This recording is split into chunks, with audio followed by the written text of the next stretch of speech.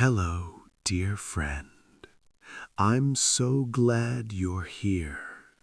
Before we begin this journey together, before we step back through thousands of years to discover the gentle rituals that once guided our ancestors into the deepest, most restorative sleep, I want you to do something simple for yourself, something kind.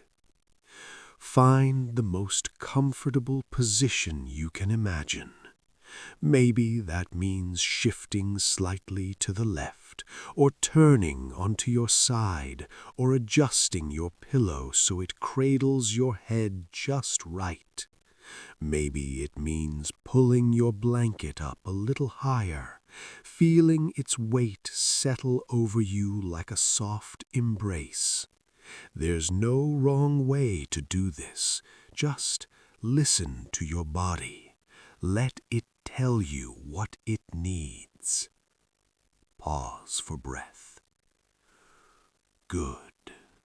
Now, if you haven't already, dim the lights around you.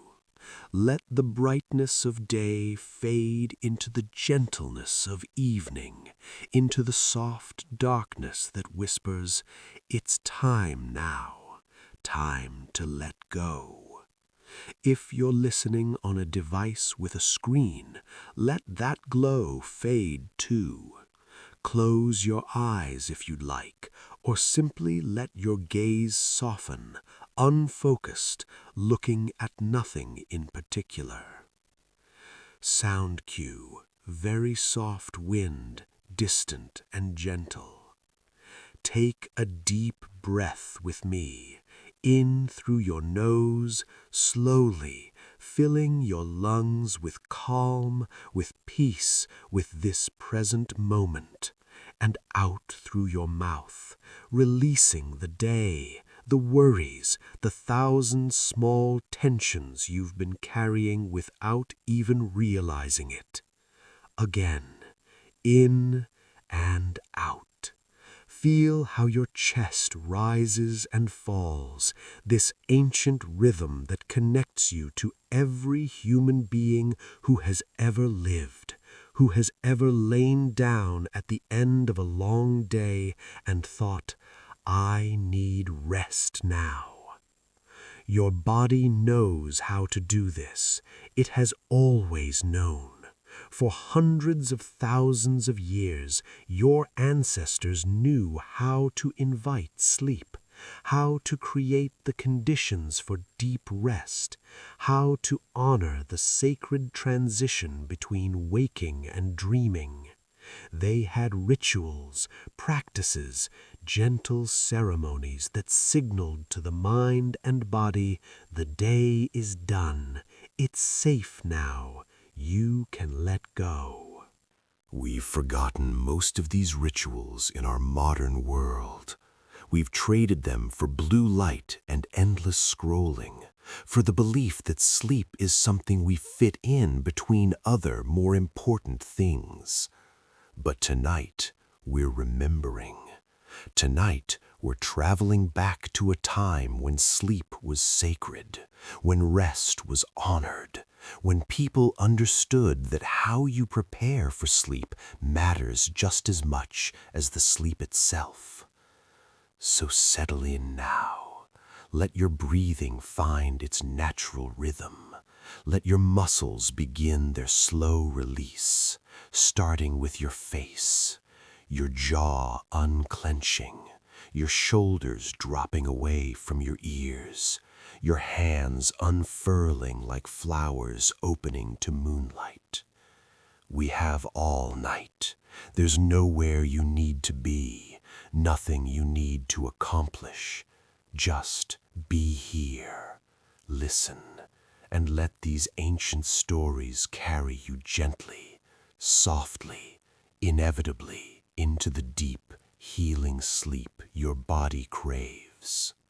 Let's begin our journey in the distant past, so distant that it almost feels like myth, like something from a dream. We're going back 40,000 years to a time before cities, before agriculture, before writing, before almost everything we consider civilization. But people were there. People just like you, with the same hopes and fears, the same capacity for love and wonder, the same need for rest at the end of each day. It's evening now, in what will one day be called southern France, though of course there are no countries yet, no borders, no names for places beyond what the people who live there call them in their own language, which has left no written record, but once filled the air with meaning and music. A small band of people, perhaps 20 or 30 individuals, several families traveling together, has made camp in a shallow cave carved into limestone cliffs by some ancient river long since vanished. The opening of the cave faces west, and right now, as the sun sets, the entire world seems painted in shades of amber and rose and deepening purple. Can you see it? Can you feel yourself there, standing at the cave mouth, watching the day end? The air is cooling rapidly now that the sun is dropping below the horizon. You can smell the smoke from cooking fires, that particular scent of burning wood, oak and pine, mixed with the fatty richness of meat roasting on stones heated in the flames. The people are gathering now for the evening ritual. Not all at once, not in any formal procession, but gradually, naturally, drawn by the fire the way humans have always been drawn to fire. The central fire pit, carefully constructed with a ring of stones, burns bright and warm in the growing darkness. An elder woman, we'll call her the keeper, because that's her role, though her people would have used a different word, tends the fire with practiced movements. She's done this thousands of times, this sacred work of keeping the flame alive through the night. Fire means survival. Fire means warmth when the temperature drops. Fire means protection from the predators whose eyes sometimes gleam in the darkness beyond the cave. Fire means light when humans, with their diurnal eyes, are nearly helpless in the dark. But fire means something else too, something deeper. Fire is the hearth, the center, the gathering place. Fire is where stories are told and bonds are strengthened. Fire is where the transition from day to night is acknowledged and honored. The keeper adds wood to the flames, specific pieces, chosen carefully. Not too much, because fire must be conserved, must last through the long night. Not too little, because the ritual requires enough light for everyone to see each other's faces. Just the right amount. This is wisdom earned through experience, through cold nights when she got it wrong, through watching her own grandmother perform this same ritual when she was just a child. The people arrange themselves around the fire in a loose circle. Some sit on fur pelts spread on the ground, some on stones. The children nestle close to their parents, already drowsy from a day of playing and learning and helping with the endless work of survival. The adults sit with the particular tiredness of people who have hunted and gathered and processed food and made tools and done all the 1,000 tasks that living requires. Someone begins to hum, a low, rhythmic sound more felt than heard, vibrating in the chest and throat. Others join in, creating a drone of overlapping tones. This isn't music in the way we think of music. There's no melody, no lyrics, no performance. This is something older, something more primal. This is human voices blending together, creating a sonic environment that says, "We are here, we are together, we are safe." The humming continues for a while, minutes, maybe longer. Time moves differently around the fire. The flames dance and flicker, casting moving shadows on the cave walls where earlier someone painted animals in ochre and charcoal, beautiful and mysterious, capturing something essential about the bison and horses and mammoths that share this world. Then the keeper speaks. Her voice is low and calm, worn smooth by age like a stone in a river. She's telling a story, speaking in a language we can't understand, but the cadence, the rhythm, the gentle rise and fall of her voice, these communicate even across 40,000 years. This is the voice of someone helping others transition from waking to sleeping, from alertness to rest. She might be recounting the day's events, acknowledging what was accomplished, what was found, who contributed what. She might be telling an old story, one everyone has heard before, about the first fire, or the moon's journey across the sky, or why humans sleep when the sun goes down. The specific content matters less than the act itself, the gathering, the listening, the shared attention as darkness deepens around them.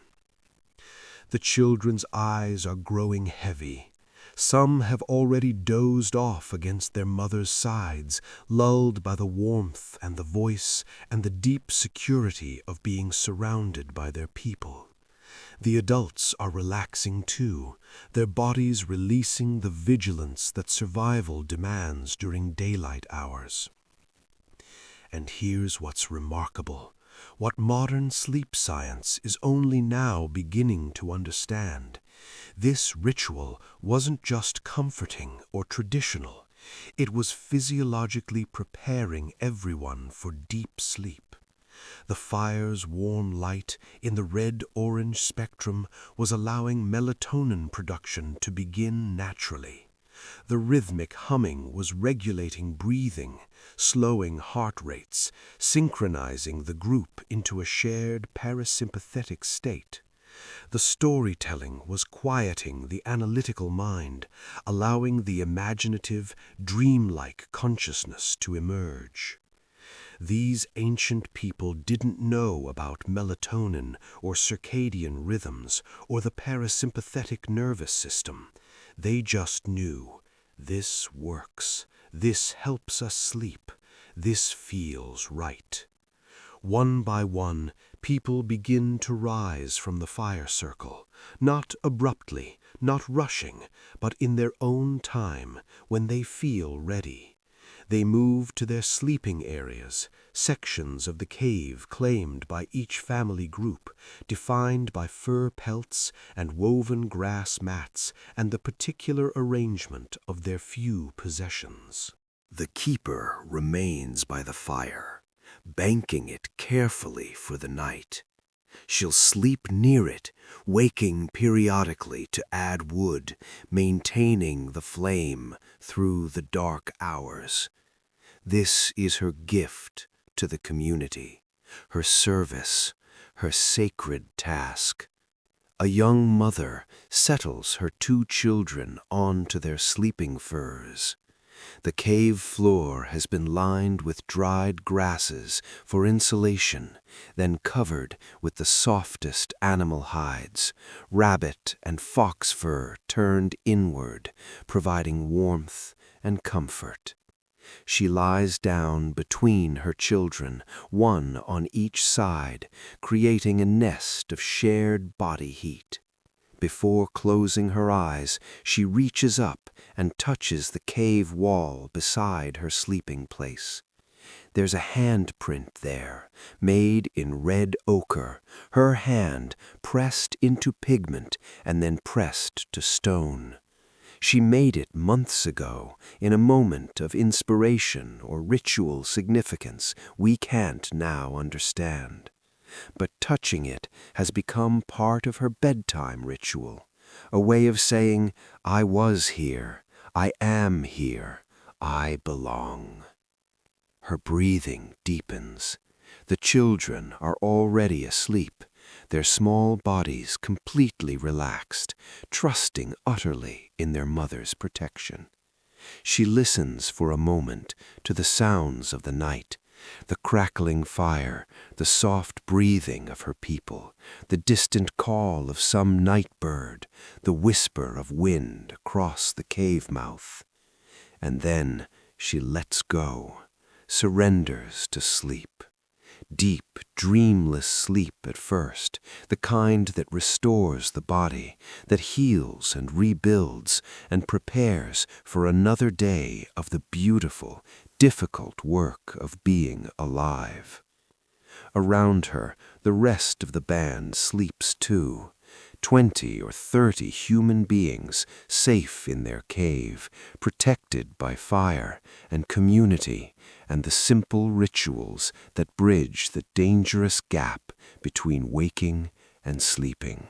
This is how your ancestors slept, going back countless generations, not alone in separate rooms with walls and doors and locks, not disconnected and isolated, but together, held by the presence of others, soothed by ritual and fire and the deep knowledge that they were part of something larger than themselves. Some part of you still remembers this, still craves it, even if you sleep alone tonight, even if you're in a modern room with electric lights and climate control. Some ancient part of your nervous system still responds to the same things those cave dwellers responded to: warmth, safety, rhythm, presence, ritual. And you can create your own version of this ritual, not with actual fire, perhaps, but with warm, dim light. Not with a community of 20, perhaps, but with the awareness that you're part of the human family that has always gathered at day's end. Not with humming and storytelling out loud, perhaps, but with gentle music or a calm voice, like this one, guiding you toward rest. The rituals change in form, but their function remains the same: to signal safety, to invite rest, to honor the transition between worlds. Let's move forward in time now, though still far, far back from our modern era. We're traveling to ancient Egypt, to the time of the New Kingdom, perhaps 3,200 years ago, when the civilization along the Nile has reached extraordinary heights of art and architecture and the sophisticated understanding of how to live well in a challenging environment. It's evening in Thebes, the great city on the east bank of the Nile.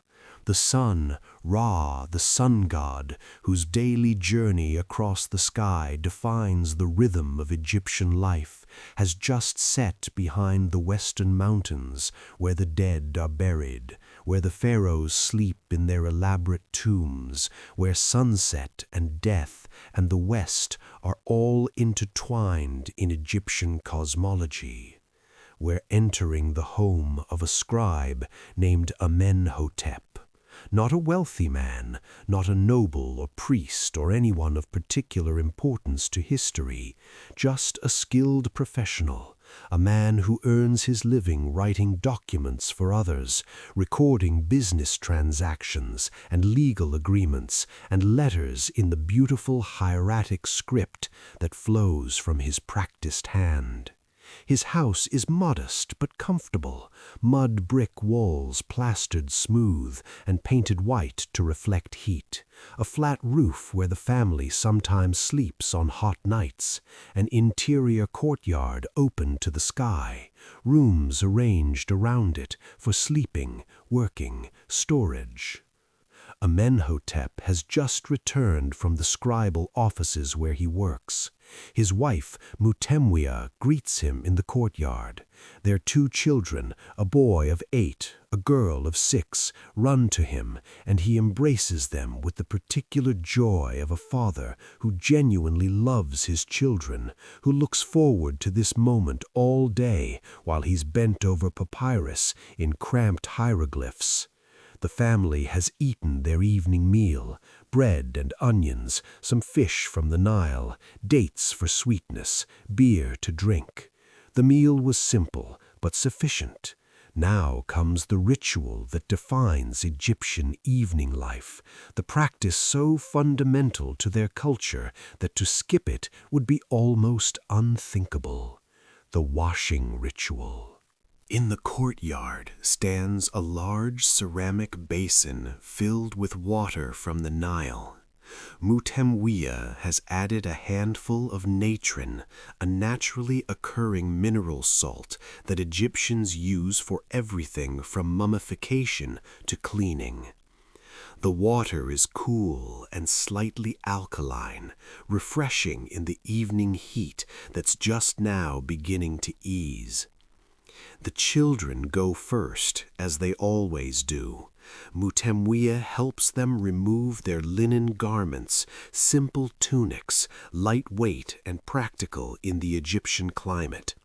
She has them stand beside the basin, and then she pours water over their heads using a copper ewer, the water cascading down their small bodies, washing away the dust and sweat of the day. The children squeal and giggle, even though they do this every night, even though it's routine. There's something about water, about this gentle shower, that brings joy. Mutemwiya smiles at their laughter, uses her hands to help spread the water, to make sure every bit of dirt is rinsed away. Then she takes a cloth, soft linen, worn thin from many washings, and gently pats them dry. The movement is tender, maternal, full of care. She's not just cleaning their bodies, she's marking the transition from day to night, from the outside world to the home, from activity to rest.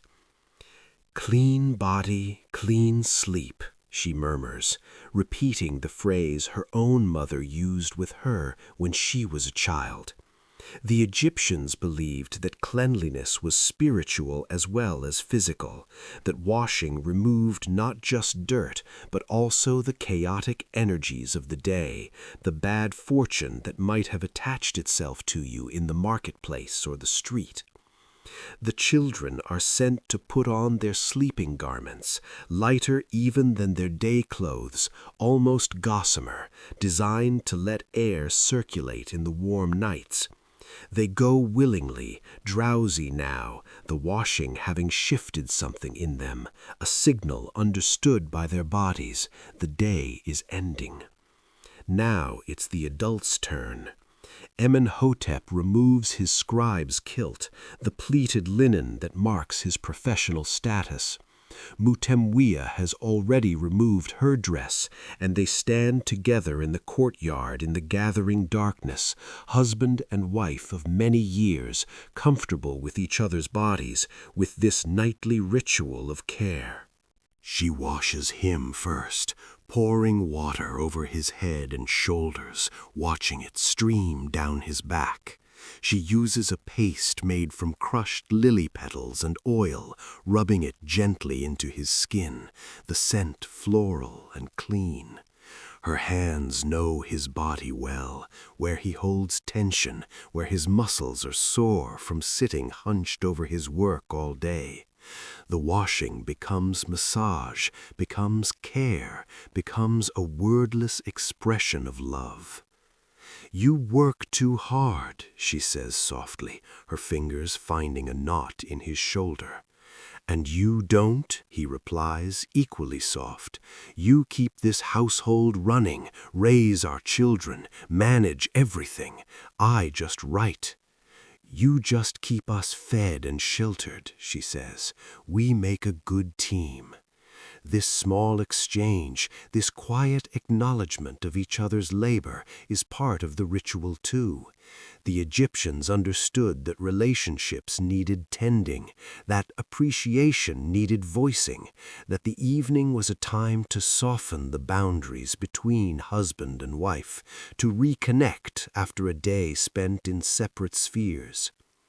He washes her next with the same care she showed him, pours water over her dark hair, uses scented oil to massage her scalp, her neck, her shoulders. She closes her eyes, surrendering to the sensation, to the simple physical pleasure of being touched with tenderness. When they're both clean and dried, they put on their sleeping garments and stand for a moment in the courtyard, looking up at the sky. The stars are emerging now, the same constellations that Egyptians have watched for thousands of years, that they've woven into their mythology and their calendar and their understanding of the cosmos. The day was good, Amenhotep says.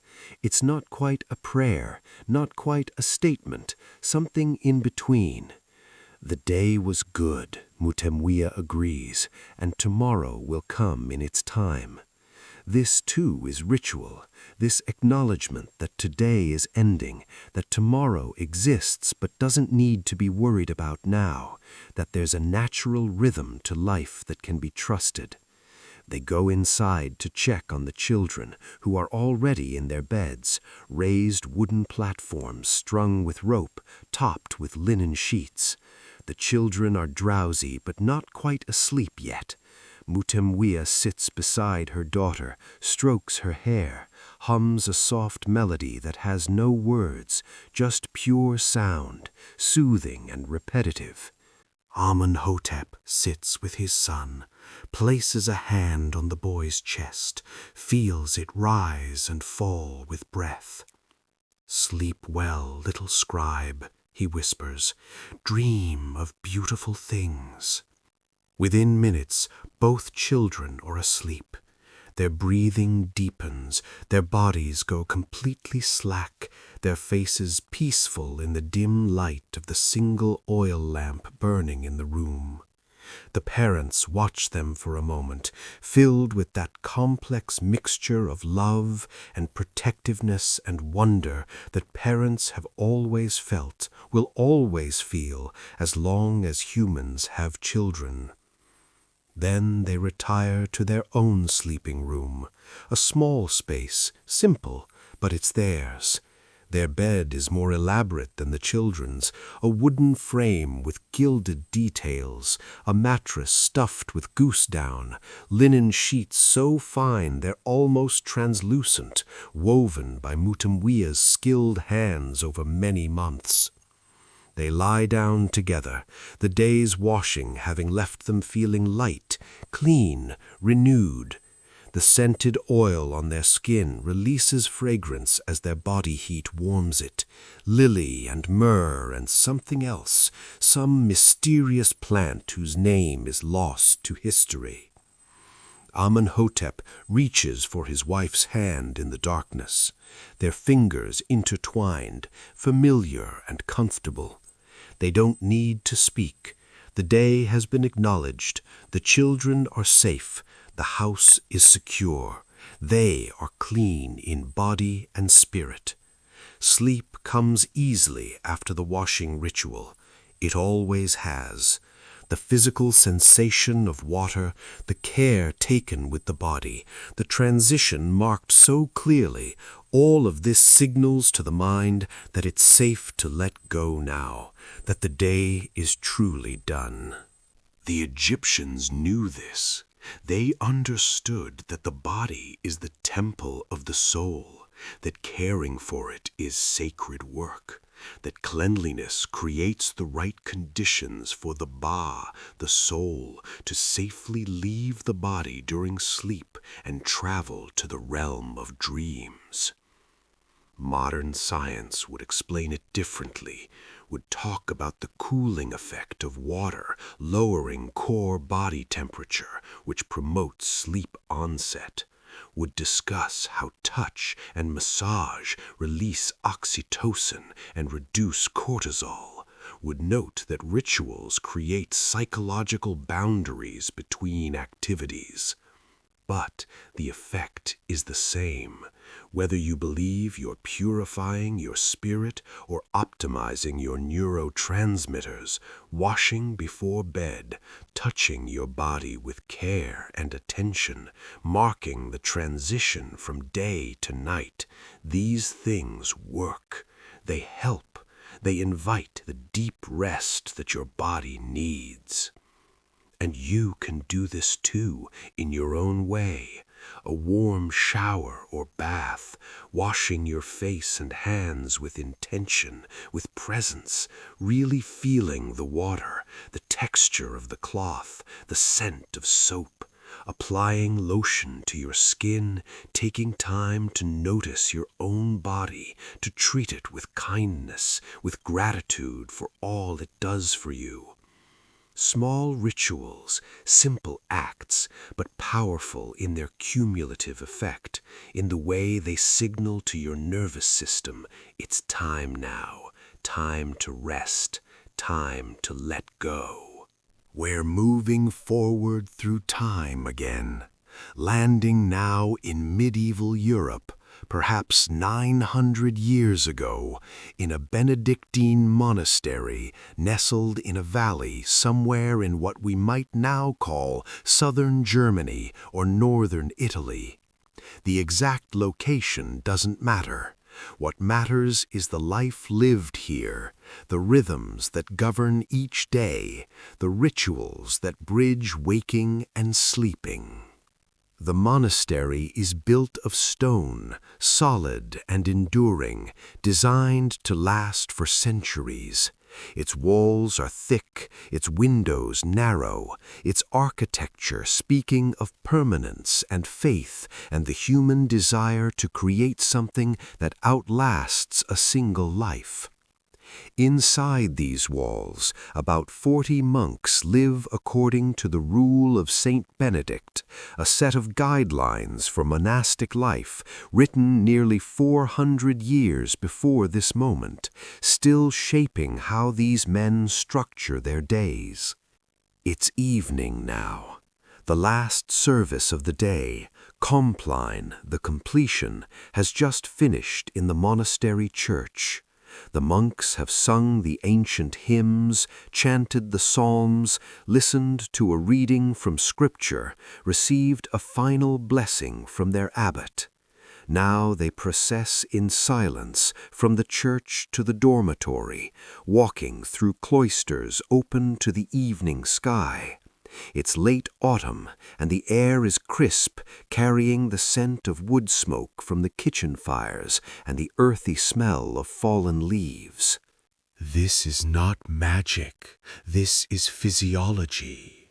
The long, slow, equal breaths activate the parasympathetic nervous system, the rest and digest system, as opposed to the fight or flight sympathetic system.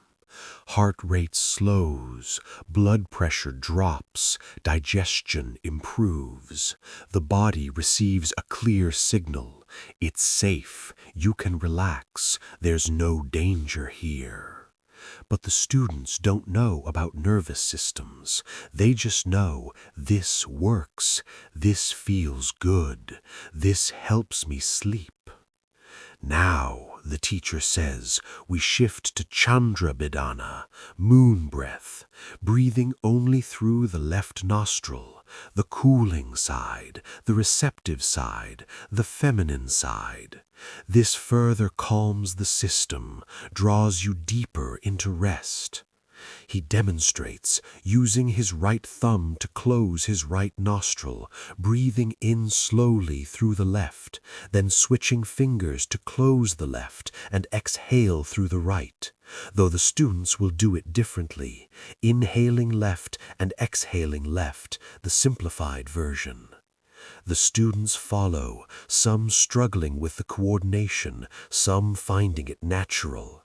It feels strange at first, breathing through only one nostril, but the strangeness fades quickly, replaced by the sensation of deep calm that this practice brings.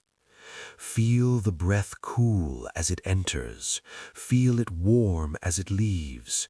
Feel the tide of it, the gentle rhythm, the ancient pattern that has sustained life for millions of years. His voice is becoming softer, slower, more sing-song. This is intentional. He's guiding them not just through a practice, but into a state of consciousness, that liminal space between waking and sleeping, that trance-like awareness that's perfect for transitioning into rest. Your body knows how to sleep. It has always known. Your mind may resist, may fill with thoughts and worries and plans, but your body knows. Trust it. Trust the wisdom held in your bones, in your blood, in your breath. Some students are already drowsy, swaying slightly in their seats. Others remain alert but deeply relaxed, present but peaceful. Both states are fine. Both are part of the practice. We will breathe together for a few more cycles, and then you will go to your sleeping mats, and you will carry this peace with you, and you will sleep the deep sleep that restores all things. He enters his cell, and even though he makes this entry every night, he pauses for a moment at the threshold. This is intentional. This is part of his practice. Crossing this threshold means entering his sleeping space, which means the day is truly ending, which means it's time for the final ritual, the gratitude ritual. Thomas lights a small candle from the one burning in the hallway. The monastery maintains light through the night, partly for practical reasons, but also because light symbolizes Christ, the light of the world, and darkness symbolizes forces these monks prefer not to dwell on. The candle flame dances, casting shadows in the small cell. Thomas kneels beside his bed, his knees finding the worn spots in the wooden floor where he's knelt thousands of times before. His hands come together in prayer, and he closes his eyes. But he doesn't immediately begin formal prayers. First, he takes several deep breaths, using a technique he was taught long ago by an older monk who learned it from someone else in an unbroken chain going back who knows how far. In through the nose for a count of 4. Hold for 4. Out through the mouth for 4. Hold for 4. Repeat. The breathing centers him, brings him fully into this moment. His mind has been wandering during the walk from the church, thinking about tomorrow's work in the scriptorium, where he copies manuscripts, worrying about a younger monk who seems troubled, wondering if his arthritis will be worse in the morning. But the breathing brings him back. Here, now, this cell, this candle, this moment. In, hold. Out, hold. Now he begins the gratitude practice. He was taught this by the same older monk who called it counting blessings, though it's more than counting, more than listing. It's a practice of truly feeling thankful, of letting gratitude fill the heart until it overflows. "Thank you," Thomas whispers, his voice barely audible even in the quiet cell, "for this day, for the gift of life, for the gift of breath, for the gift of being." He pauses, letting that sink in, the fundamental miracle of existence, easy to forget in the routines of daily life, but staggering when you really consider it. He's alive. His heart beats without his conscious effort. His lungs breathe. His body, despite its aches and limitations, continues to function. Thank you for food today, for bread and vegetables and water, for hands that prepared it and the earth that grew it. Again, he pauses, really feels it. 3 meals today, simple but sufficient, his belly full, his body nourished. Not something to take for granted in a time when harvest failure means starvation, when food security is never fully assured. Thank you for my brothers here, for their presence, for shared silence, for shared prayer, for not being alone in this life. He thinks of specific brothers. Young Benedict, who asked him a question about scripting today and listened with such earnest attention. Old Peter, whose hands shake now, but who still tries to help in the kitchen. The abbot, who leads with wisdom and compassion. Even difficult Brother Martin, who complains about everything, but who showed up when Thomas was sick last winter, bringing him soup and sitting with him through the worst of the fever. Community, the gift of not being alone, of being part of something larger than oneself. Thank you for work to do, for skills to contribute, for manuscripts to copy and preserve, for being useful. This matters more than modern people might realize. In an era without retirement, without social safety nets, being too old or too sick to work means becoming a burden. Thomas is still strong enough, still skilled enough, still contributing. This is a gift. Thank you for challenges, for difficulties that strengthen, for the struggle to live this life well. This one is harder, requires more honesty. It's been a difficult day in some ways. He made a mistake in the manuscript he was copying, had to scrape away the ink and redo it. He felt frustrated with himself, impatient, angry at his own fallibility.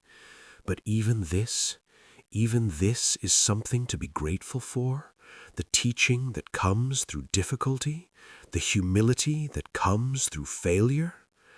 He's not sure he fully believes this yet, but he says it anyway, trusting that the practice matters more than perfect faith.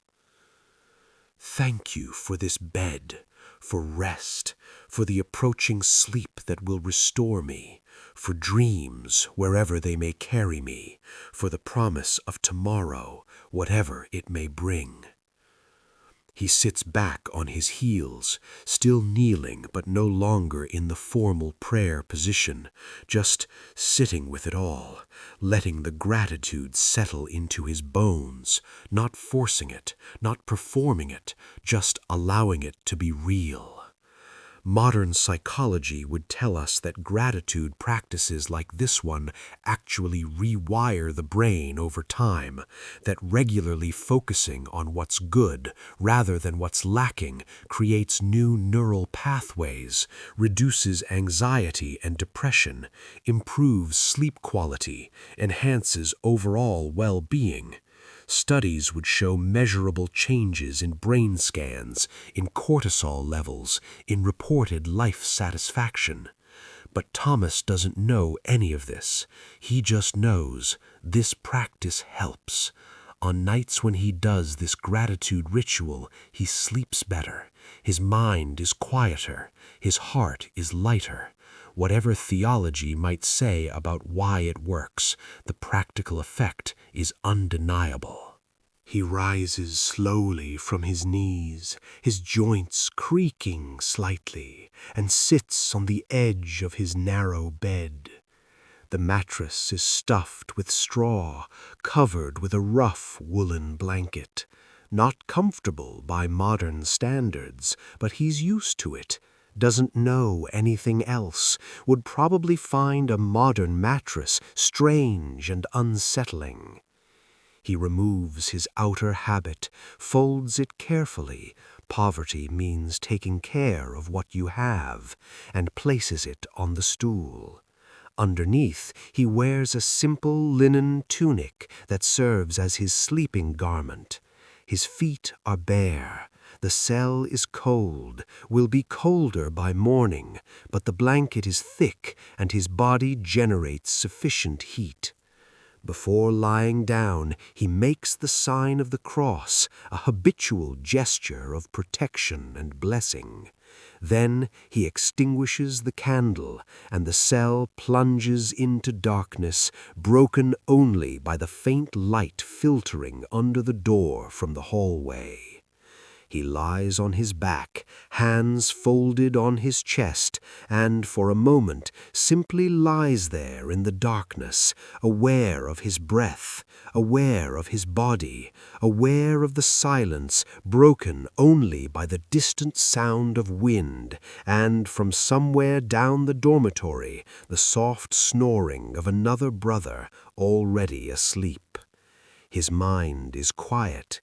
The gratitude practice has done its work. No racing thoughts about tomorrow, no rehashing mistakes from today. Just peace, presence, the deep knowing that this day, with all its imperfections, was enough. Within minutes, Thomas is asleep. Not the light, restless sleep of someone whose mind won't settle, but deep, restorative sleep. Sleep that comes easily when the heart is at peace. Around him, the other brothers sleep too. 40 men in individual cells, living separate lives and yet bound together by shared purpose, shared rhythm, shared faith. The monastery stands solid in the night, its bells silent until the pre-dawn call to the first prayer service, its stones holding the warmth of the day and slowly releasing it through the cold night hours. This gratitude ritual, this practice of ending each day by acknowledging what was good, what was gift, what was blessing, it worked.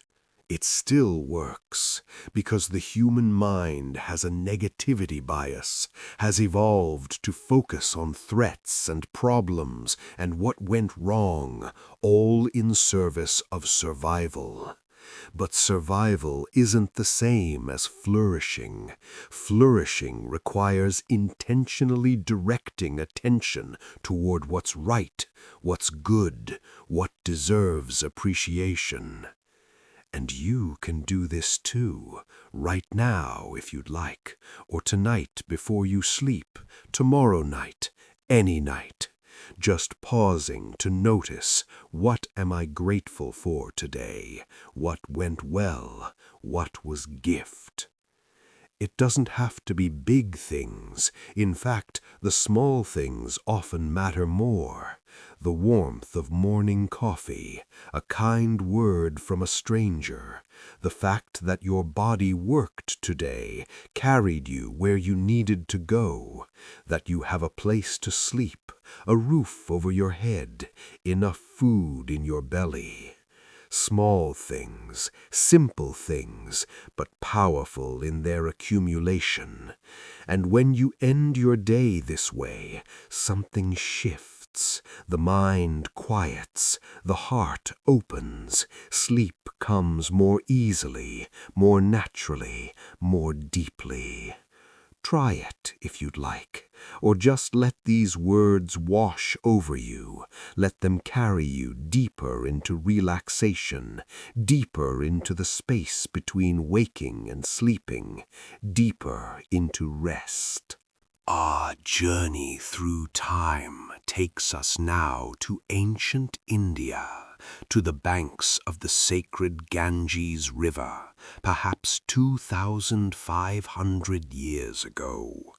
We're in a small ashram, a spiritual community dedicated to the practice of yoga. Not the yoga of modern gyms and Instagram posts, but the original yoga, a profound system of physical, mental, and spiritual practice designed to still the fluctuations of the mind and achieve union with the divine. The ashram is simple. A few wooden structures with thatched roofs, an open courtyard where practice takes place, a garden of medicinal herbs. Beyond the boundaries, the jungle grows thick and wild, full of life and danger and beauty. The river flows nearby, eternal, always moving, its sound a constant presence in the background of daily life. It's evening, and the students of the ashram, perhaps a dozen men and women of various ages, are gathering in the courtyard for the final practice of the day, the evening breath work, the pranayama that prepares body and mind for sleep. Their teacher is an elderly man, his hair and beard white, his body still supple despite his age from decades of yoga practice. His name has been lost to history, but let's call him the Breath Keeper, because that's essentially what he is, someone who has mastered the art of breath, who understands that breath is the bridge between body and mind, between conscious and unconscious, between waking and sleeping. The students arrange themselves in comfortable seated positions on woven mats. Some sit cross-legged, some kneel, some sit with their backs against posts, needing support. The teacher has always emphasized that comfort matters more than perfect posture, that the body must be at ease for the mind to settle. The sky above the courtyard is deepening from blue to purple to black. The first stars are appearing. The air is warm but cooling, pleasant, carrying the scent of jasmine from the garden and the earthy smell of the river. The breath keeper sits facing his students. He doesn't speak immediately. First, he simply sits, his eyes closed, his face peaceful, his breath slow and deep. The students watch him, their own breathing beginning to synchronize with his without conscious effort, the way humans naturally mirror those around them. Then, very softly, he begins to speak. "Feel your sitting bones against the mat," he says, his voice low and rhythmic. "Feel the weight of your body supported by the earth. You are held. You are safe. There is nowhere you need to go, nothing you need to do. Just be here." The students shift slightly, settling more deeply into their seats, letting their spines lengthen, their shoulders drop. "Now bring your attention to your breath," the teacher continues, not changing it yet, just noticing. Where do you feel it? In your nostrils, in your chest, in your belly? Just observe. Silence for several breaths. The students watch their own breathing, some struggling to concentrate, their minds wandering, others finding it easy to focus. The teacher expects this, accepts it, doesn't judge it. This is practice, and practice means doing it imperfectly, again and again, until gradually it becomes easier. "Now we begin," he says. "We will practice samavriti, equal breathing. The breath in and the breath out will be the same length. This balances the nervous system. This creates equilibrium between activity and rest. This prepares the body for sleep." He demonstrates, breathing audibly so the students can hear, can match their rhythm to his. In, 2, 3, 4. Out, 2, 3, 4. The students follow. Some count silently, some simply try to feel the rhythm. The courtyard fills with the sound of synchronized breathing, a gentle tide of inhalation and exhalation, like waves on a shore. If your mind wanders, the teacher says between breaths, his voice perfectly calm, simply notice and bring it back. No judgment, no frustration, just gently returning, again and again. This is the practice. Moments pass, the breathing continues, in and out, equal lengths, steady rhythm, and something begins to shift in the students. Their faces soften, their shoulders drop further, their bodies, which came to this practice carrying the tensions of the day, begin to release. This is not magic. This is physiology. The long, slow, equal breaths activate the parasympathetic nervous system, the rest and digest system, as opposed to the fight or flight sympathetic system. Heart rate slows, blood pressure drops, digestion improves. The body receives a clear signal.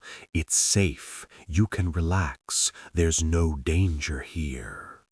But the students don't know about nervous systems. They just know this works, this feels good, this helps me sleep.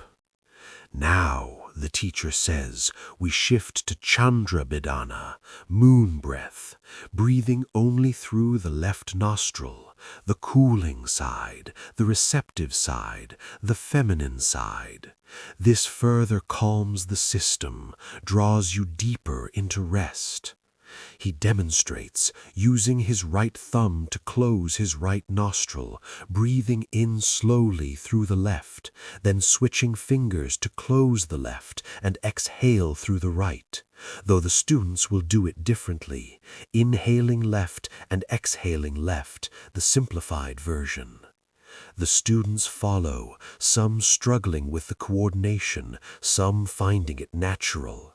It feels strange at first, breathing through only one nostril, but the strangeness fades quickly, replaced by the sensation of deep calm that this practice brings. Feel the breath cool as it enters. Feel it warm as it leaves. Feel the tide of it, the gentle rhythm, the ancient pattern that has sustained life for millions of years. His voice is becoming softer, slower, more sing-song. This is intentional. He's guiding them not just through a practice, but into a state of consciousness, that liminal space between waking and sleeping, that trance-like awareness that's perfect for transitioning into rest. Your body knows how to sleep. It has always known. Your mind may resist, may fill with thoughts and worries and plans, but your body knows. Trust it. Trust the wisdom held in your bones, in your blood, in your breath. Some students are already drowsy, swaying slightly in their seats. Others remain alert but deeply relaxed, present but peaceful. Both states are fine. Both are part of the practice. We will breathe together for a few more cycles, and then you will go to your sleeping mats, and you will carry this peace with you, and you will sleep the deep sleep that restores all things. This is not magic. This is physiology. The long, slow, equal breaths activate the parasympathetic nervous system, the rest and digest system, as opposed to the fight or flight sympathetic system. Heart rate slows, blood pressure drops, digestion improves. The body receives a clear signal. It's safe, you can relax, there's no danger here. But the students don't know about nervous systems. They just know this works, this feels good, this helps me sleep. Now, the teacher says, we shift to Chandra Bedana, moon breath, breathing only through the left nostril, the cooling side, the receptive side, the feminine side. This further calms the system, draws you deeper into rest. He demonstrates, using his right thumb to close his right nostril, breathing in slowly through the left, then switching fingers to close the left and exhale through the right, though the students will do it differently, inhaling left and exhaling left, the simplified version. The students follow, some struggling with the coordination, some finding it natural. It feels strange at first, breathing through only one nostril, but the strangeness fades quickly, replaced by the sensation of deep calm that this practice brings.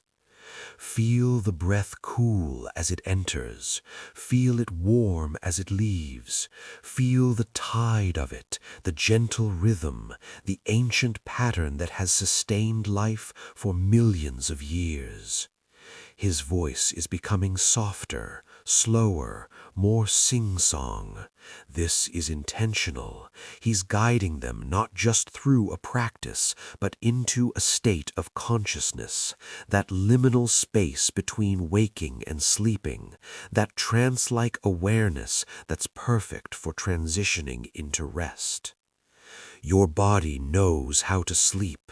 It has always known. Your mind may resist, may fill with thoughts and worries and plans, but your body knows. Trust it. Trust the wisdom held in your bones, in your blood, in your breath. Some students are already drowsy, swaying slightly in their seats. Others remain alert but deeply relaxed, present but peaceful. Both states are fine. Both are part of the practice.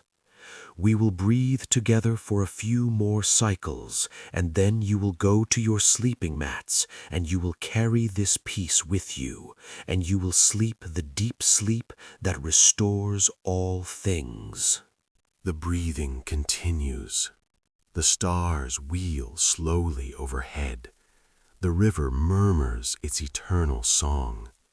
In this moment, in this courtyard, in this ancient practice, time seems to dissolve. Past and future fade away, leaving only this eternal present, this breath, this heartbeat, this moment of being alive. Finally, the teacher speaks one last time. Slowly now, return to natural breathing. Notice how you feel. Honor the practice you've done, and when you're ready, move gently to your sleeping places. The students stir, opening their eyes, slowly unfolding from their seated positions. They move quietly, almost reverently, not speaking, maintaining the peace they've cultivated. Each goes to their simple sleeping mat laid out on wooden platforms under a shelter adjacent to the courtyard. The teacher watches them go, a small smile on his weathered face. He's done this thousands of times, led students through this evening ritual, and it never gets old. The deep satisfaction of helping others find peace, find rest, find the pathway into healing sleep. He remains in the courtyard for a while longer, sitting alone under the stars, his own breathing still slow and deep. Eventually, he too will sleep, but for now, he just sits, at peace, complete.